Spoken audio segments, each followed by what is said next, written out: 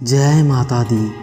त्रिदेवों ने रची ऐसी लीला जिससे क्रोधित होकर माता काली ने निगल लिया भगवान शिव जी को। ऐसा क्यों हुआ, कैसे हुआ और क्या निकला इसका परिणाम, यह जानने के लिए वीडियो को अंत तक ज़रूर देखें। एक बार भगवान शिव जी माता पार्वती से कहते हैं, हे देवी, हम जीवों को उनके उचित कर्मों के लिए पुरस्कृत करते हैं, तो क्या उनके बुरे कर्मों के लिए दंड देना नहीं चाहिए जिससे वो पुनः वही भूल और अपराध ना करे। इसमें माता कहती है, हे नाथ, कर्मों का फल तो सभी को मिलता है, यही सृष्टि का नियम है जो मैंने स्वयं स्थापित किया है और मैंने ही यमलोक की रचना कर वहाँ यमराज को स्थापित किया है। भगवान शिव जी कहते हैं, हे देवी, यदि उनके जीवित रहते उनके कर्मों का परिणाम उनके समक्ष आ जाए तो जीव अवश्य अपनी भूल सुधार कर अच्छे कर्म करने के लिए प्रेरित होंगे। हे नाथ, आप तो पिता है, आपका हृदय कठोर हो सकता है, किंतु मैं माँ हूँ, सभी जीव मेरी संतानें हैं, उन्हें पीड़ा होती है तो मुझे दुख होता है, तो मैं अपनी संतानों को उनके जीवन काल में दंडित करने का आपका सुझाव मैं कैसे स्वीकार कर सकती हूँ। इतना कहकर माता भास से चली जाती है। उसी क्षण वहाँ पर भगवान विष्णु जी प्रकट होते हैं। भगवान शिव जी भगवान विष्णु जी से कहते हैं, हे नारायण, मैंने देवी पार्वती से अभी संवाद किया है, किंतु जीवों को उसके जीवन काल में कर्मों के अनुरूप दंडित हो यह देवी पार्वती को स्वीकार नहीं है। मेरा प्रयास तो विफल रहा, किंतु आप तो लीलाधर है नारायण, अब आप ही कोई लीला रचिए। तब उमा देवी महाकाली की सप्तम रूप को प्रकट करेंगी। भगवान विष्णु जी ने कहा, आप हमें और ब्रह्मदेव जी को कैलाश में भोजन के लिए आमंत्रित कीजिए, परंतु कल जब आप हमारे साथ भोजन करेंगे तब आपको अत्यधिक भोजन करना है। अगले दिन जब त्रिदेव एक साथ कैलाश पर भोजन करने लगे तो महादेव ने अत्यधिक भोजन कर सभी पात्रों को समाप्त कर दिया और माता पार्वती के भोजन के लिए कुछ भी शेष नहीं था और माता को अत्यधिक भूख लगी थी। उन्होंने जब सभी पात्रों को रिक्त देखा तो वह मन ही मन क्रोधित होने लगी।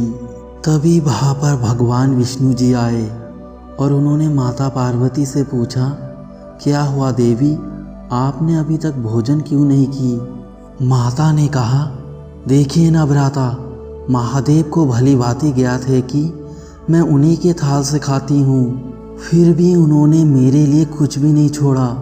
भगवान विष्णु जी ने अपनी लीला आरंभ कर दी और माता से कहने लगे, ये तो अनुचित किया है महादेव ने आपके साथ। महादेव आपके पति है और पति का दायित्व होता है कि वो अपने पत्नी का भरण पोषण करे, इसीलिए महादेव से मांग करने का, उनसे पूछने का कि आपने ऐसा अनुचित कार्य क्यों किया, ये अधिकार है आपका। फिर माता क्रोधित होकर महादेव के पास जाकर कहने लगी, हे देव, मैं अभी तक भूखी हूँ, मैंने आप सबके लिए भोजन तैयार किया और मुझे भोजन का तनिक भी प्राप्त नहीं हुआ और आप यहाँ शांतिपूर्वक ध्यान कर रहे हैं, तो ठीक है, मैं अपने भोजन का प्रबंध खुद ही कर लूँगी। इस बात पर महादेव ने कोई भी प्रतिक्रिया नहीं दी, जिससे माता का क्रोध प्रचंड रूप ले गया और जो भी सामने आता गया उन्होंने सब कुछ निगल लिया। सामने बैठे महादेव भी बच नहीं पाए।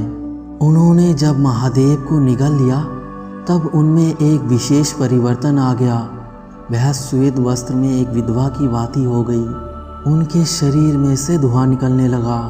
फिर महादेव को अपने सानिध्य में ना पाकर उन्हें एहसास हुआ कि ये मैंने क्या कर दिया। अपनी भूख मिटाने के लिए मैं अपने स्वामी को ही निगल गई। फिर माता को अत्यधिक दुख हुआ। वह चारों तरफ महादेव को पुकारने लगी। माता को अत्यधिक दुख में देखकर महादेव सामने प्रकट हो गए। महादेव को सामने देखकर माता उनसे क्षमा मांगने लगी। फिर महादेव कहने लगे, हे देवी, आपको क्षमा मांगने की कोई आवश्यकता नहीं है, क्योंकि जो भी हुआ वो सब नारायण, ब्रह्मदेव और मेरी लीला का ही परिणाम था।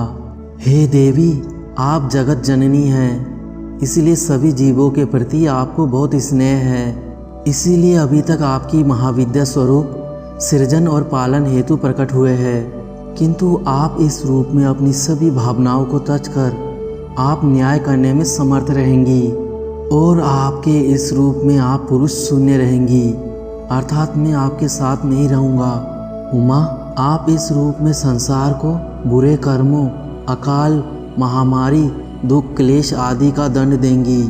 आपके इस रूप में आप धूम्र बनकर भी प्रकट होंगी, इसीलिए संसार आपके इस रूप को माँ धूमावती के नाम से जानेगा। दोस्तों, अगर यह वीडियो आपको अच्छा लगता है तो लाइक करें, कमेंट करें, शेयर करें और हमारे चैनल को सब्सक्राइब करना ना भूलें। मिलते हैं अगले नए वीडियो में, तब तक के लिए जय माता दी।